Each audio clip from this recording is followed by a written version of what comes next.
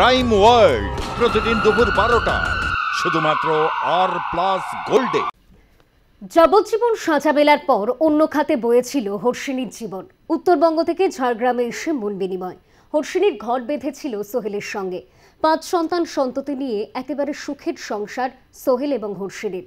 আর এই সুখের সংসারে ধরেছে ভাঙন। আলাদা হচ্ছে হর্ষিনী আর সোহেল।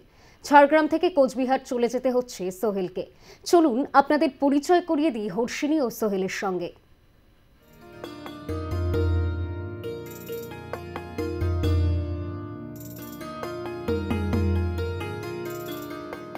মিঠে রোদ গায়ে মেখে ঝাড়গ্রাম জুওলজিক্যাল পার্কে ভিড় জমছে পর্যটকদের দেখে খুশি এই পার্কের আবাসিকরাও। তবে পর্যটকদের মূল আকর্ষণ এই জুওলজিক্যাল পার্কের চিতাবাঘ হর্ষিনী আর সোহেল। বর্তমানে এই দুজনের সংসারে নতুন অতিথিও এসেছে। 2 থেকে ওরা এখন 5, আর এতেই তৈরি হচ্ছে সমস্যা, জায়গার সংকুলন। তাই ঘর ভাঙতে চলেছে হর্ষিনী আর সোহেলের। 2019-এ উত্তরবঙ্গ থেকে ঝাড়গ্রামে আনা হয়েছে খুনের সাজাপ্রাপ্ত হর্ষিনীকে, আর এখানেই চিতাবাঘ সোহেলের সঙ্গে আলাপ হর্ষিনীর।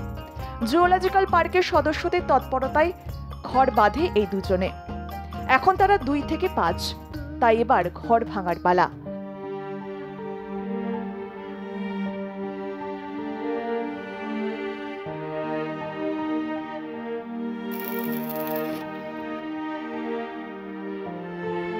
সোহেল তার 2 সন্তান নিয়ে চলে যাচ্ছে কোচবিহারের রসিক বিলে, আর ঝাড়গ্রামে 3 সন্তান নিয়ে থেকে যাবে হর্ষিনী। সোহেলের ঘর ভাঙার খবরে মন খারাপ জুওলজিক্যাল পার্কের কর্মী থেকে আধিকারিকদের। প্রথমত মন খারাপ এই কারণেই, আমি 2 বছর এখানে রয়েছি, তাদের সঙ্গে সব সময় সকাল সন্ধ্যা আমি দেখছি অ্যানিম্যালটা, তো তারা এখান থেকে ছেড়ে চলে যাচ্ছে। স্বাভাবিক, পরিবারের এক সদস্য থেকে দূরে থাকলে যেরকম অবস্থা হয়, আমাদেরও প্রথম সত্যি খারাপ লাগবে। ভালোটা এই ভেবেই লাগছে যে তারা নতুন জায়গায় নতুন ঘর পাচ্ছে, নতুন এনক্লোজার পাচ্ছে, তাদের ঘোরাফেরা চলাফেরার জন্য সাফিসিয়েন্ট জায়গাটা তারা পাবে। কটা দিন তো ফাঁকা লাগবে, চলে যাবে। এখন ভর্তি আছে এনক্লোজার, যখন চলে যাবে একটু খালি তো লাগবে। এই যে যখন এই দুটো বাচ্চাকে তোমরা দেখভাল করতে, কিভাবে মানে নিজের বাচ্চাদের মতো এদেরকে দেখতে কেমন ভাবে? তার থেকে আরও বেশি। কেমন? নিজেদের বাচ্চার থেকেও আরও বেশি একটু আদর যত্ন করতে হয়। 24 ঘন্টা খেলাধুলা ওর সঙ্গে সম্পর্ক রাখা, সব সময় আর কি ওর কাছে থাকা, এটা একটু। দুধ ফুধু খাওয়াতে হতো? না, দুধ খাওয়াতে হতো না, যেমন আমাদের সঙ্গে একটু ওর মিশ টাইপ আর কি। মানুষকে মনোরঞ্জন করতে হর্ষিনী সোহেল একসঙ্গে কাটিয়ে দিল এতগুলো বছর।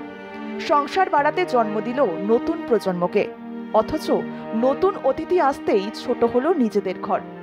তারই খেসারত দিতে তাদের দাম্পত্যে টানতে হলো ইতি।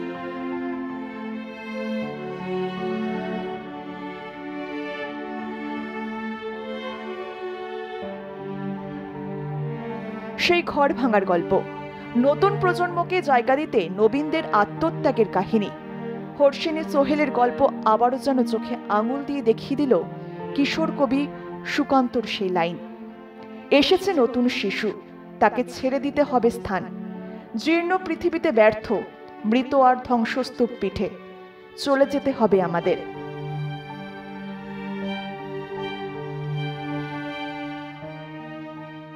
ঝাড়গ্রাম থেকে চন্দন রাউতের রিপোর্ট, আর+ নিউজ।